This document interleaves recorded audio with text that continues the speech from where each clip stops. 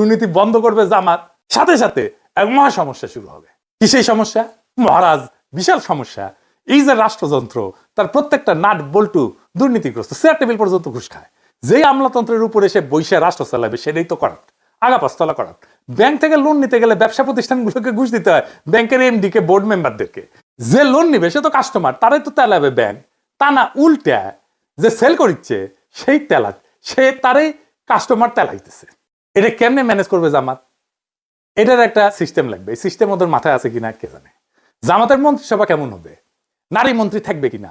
কয়জন থাকবে? জামাতের সুরাতেও তো নারী সদস্য নয়। জামাতের কিন্তু একটা আলাদা নারী সংগঠন আছে যার নাম হচ্ছে বাংলাদেশ মহিলা জামাত ইসলাম। তো এটা 1970-এর দিকে এটা গঠিত হয়েছে। তো মহিলা জামাত দলীয়ভাবে আলাদা সংগঠন, কিন্তু কেন্দ্রীয়ভাবে জামাতের নেতৃত্বাধীন। তার মানে তাদের নিজস্ব আমিরা বা সভাপতি থাকেন, কিন্তু দলীয় নীতিগত সিদ্ধান্তের চূড়ান্ত কর্তৃত্ব পুরুষ নেতৃত্বের হাতে। তার মানে সিদ্ধান্ত গ্রহণের নারীদের সরাসরি অংশগ্রহণ নাই জামাতের। এটার একটা ফয়সালা দিতে হবে জামাতকে।